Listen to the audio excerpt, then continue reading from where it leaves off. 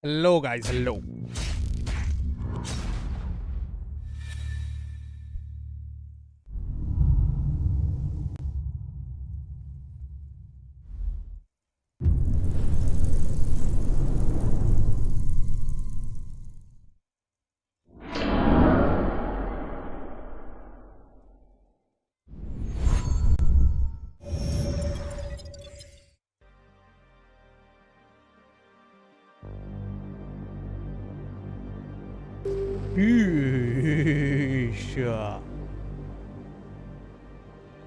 Hello.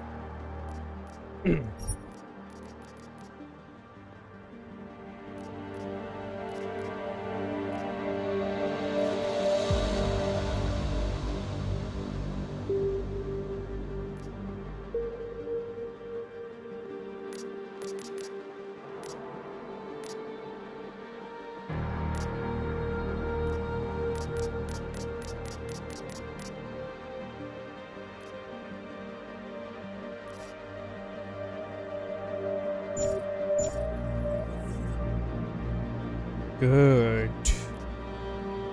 So we are about to start the new story. Not new, but new for me. The new story mode game, Deus Ex Mankind Divided. New game.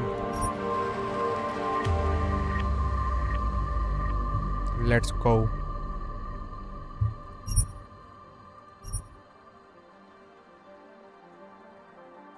The year was 2027. Advances in biotechnology were helping people improve their physical and mental abilities to an amazing degree. Provided, of course, they had enough money. A new breed of people was emerging, half human, half machine. and in Detroit at least, not everyone was happy to see it. I'd just landed a job as head of security at Sarif Industries, a cutting-edge biotech firm. David Sarif himself handpicked me for the job, said he needed me to keep his people safe. My ex, Megan Reed, was one of them. Brilliant neuroscientist, Megan had found a way to make augmentation safe and affordable for everyone. All she had to do was present her research to Congress. But the night before her big meeting, my security measures failed.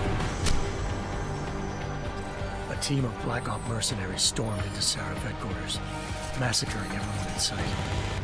3 of the mercs were heavily augmented walking tanks. Their mission?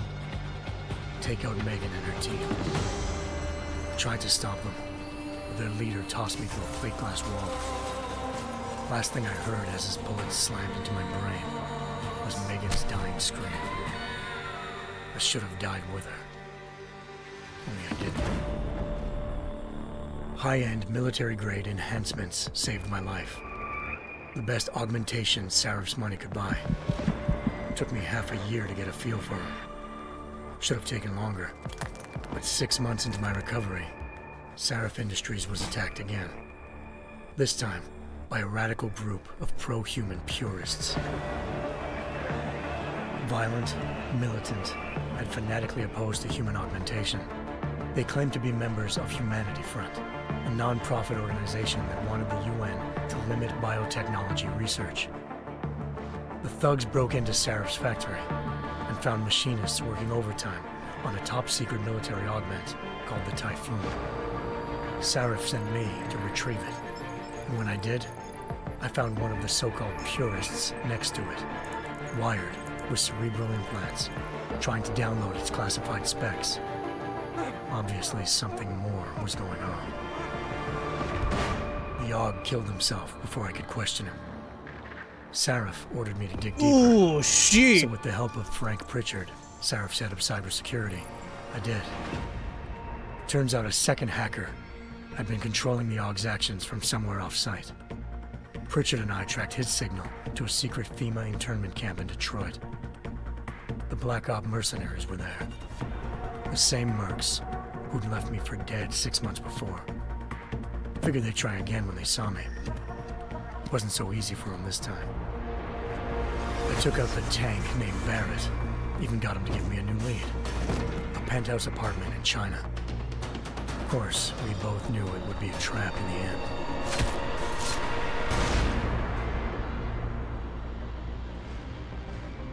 Hengsha Island, China.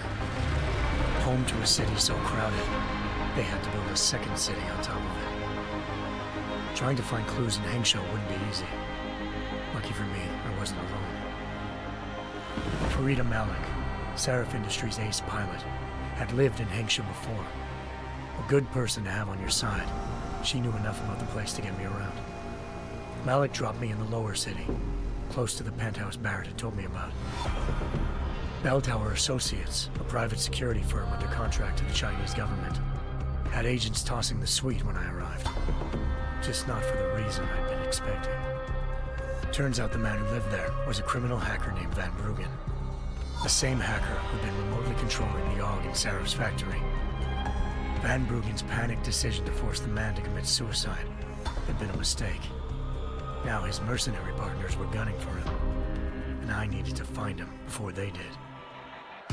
Locating Van Bruggen meant playing nice with the Triads, Hengsha's organized crime lords. They had the hacker holed up inside a low-rent capsule hotel. By the time I found him, Van Bruggen had no qualms giving up the woman who hired him. Zhao Yunru, president of the Taiyang Medical Corporation. According to Van Bruggen, Zhao wanted to monopolize the augmentation industry and had hired Black Op mercenaries to destabilize her competition. Sarif Industries was at the top of her list. To prove this, I needed to get inside TYM and grab a surveillance hologram off a server. I suspected Van Bruggen was hiding something when he told me this, but nothing could have prepared me for what I saw. Megan wasn't dead. She and her 4 best researchers had been kidnapped, spirited away somewhere while their kidnappers made it look like they were dead. Desperate to learn more, I confronted Zhao in her penthouse.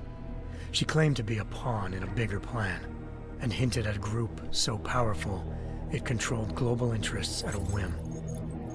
Then she slipped into a panic room and hit the alarm, forcing me to make a very quick exit. I figured Zhao was lying, but part of her confession made sense. David Sarif had been worried about his people. So worried, he'd required all of them to have subdermal locator devices surgically implanted. The GPOs would have been broadcasting the day of the attack. But Zhao said a single call to Picus, the world's leader in global 24-hour satellite news, had turned those signals off. I needed to fly to Picus headquarters in Montreal if I wanted to learn more.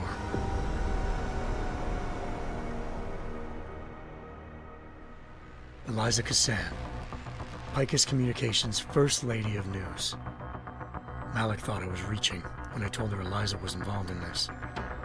The world's most famous news anchor, working with a mercenary hit squad. But when I confronted Cassan in her office, she freely admitted to jamming Detroit's satellites the night Megan's team had been taken. Said she's just been following her commands. I suspected she wanted to say more. But Black Op mercenaries showed up looking to shut us both down. And just like that, the Eliza I'd been talking to disappeared. The Mercs were led by an augmented killer I'd crossed paths with twice before. Fedorova, a woman who'd made silence her best friend. She waited for me to track Eliza's transmission to a secret server room underneath the Picus complex, then jumped me from behind. A deadly fight ensued. I made sure she never moved silently again. With Fedorova down, and no one left to keep Eliza quiet, she reappeared. Turns out Picus's First Lady of News wasn't a lady at all. She was a sophisticated AI program, engineered to monitor data streams and control what people believed. Eliza told me the Mercs had brought in a Humanity Front doctor named Isaiah Sandoval to remove the scientist's implanted tracking devices while Detroit's satellites were down. She also told me to speak to David Sarif if I wanted to learn more. By the time Malik and I got back to Detroit, tensions between normal and augmented citizens had reached a flashpoint. Riots were breaking out in several cities, and the UN was being urged to intervene. Sarif was trying hard to convince Hugh Darrow, the inventor turned philanthropist who'd once been a leading proponent of enhancement technologies, to help stop a possible regulatory vote. Sarif had a lot riding on Darrow. Megan's discovery would have given millions of people the chance to evolve beyond their normal human abilities, and at the same time catapulted Sarif Industries to the top of the Fortune 500. It seems According like to an Sarif, interesting game. Megan's kidnappers knew this, and didn't want people evolving unless they controlled how it was done.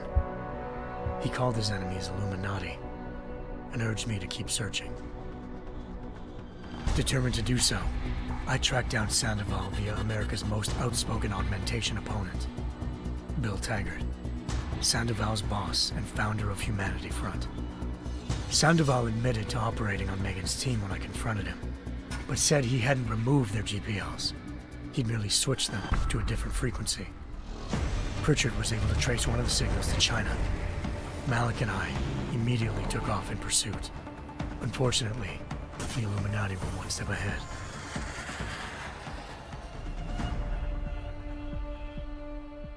Ambushed. Shot out of the sky by Bell Tower Associates, EMP. seconds after entering anxious airspace. Malik's piloting skills saved me. After a tense and bitter struggle, I escaped into Lower Hangshot. The tracking signal I was following led straight to the Triads, or more specifically, to the augmented arm of Tong Si-hung, leader of a gang of augmentation harvesters. Tong said they'd taken the arm off a corpse, which Bell Tower had left at their door, meaning at least one of Sarif's scientists was dead. Maybe not the rest of them, though. Tong pointed me to a port used for human trafficking and helped me slip aboard a Bell Tower ship. It was sailing to Rifleman Bank Station, a military base in the South China Sea. Bell Tower was holding kidnapped civilians as prisoners there, and using them to perfect the Hyron project, a human-computer interface that left most of its test subjects dead. My search for Megan would have ended then, if not for a mysterious ally named Quinn. In exchange for my help exposing Bell Tower, he slipped me aboard a second ship headed to Singapore and an Illuminati-run biotech facility called Omega Ranch. 3 of Seraph's scientists were there, forced by their captors to create a technology capable of remotely shutting down augmented abilities. Thanks to an emergency recall notice issued by the World Health Organization, millions of people all over the world already had the biochip installed. With the help of the scientists, I tracked Megan to a private section of the ranch. There, I ran into Yaron Namir, the walking tank who'd put a bullet in my brain the first time we met. He'd teamed up with Zhao and was hoping to catch me off guard. Their little ambush didn't work. I found Megan in a suite belonging to Hugh Darrow, the billionaire philanthropist who'd Seraph had called on for help. Darrow had convinced her to go along with the biochip plan by promising to sabotage the tech. As she was explaining this, Darrow appeared in a global broadcast, telling the world that augmentations would be the death of mankind.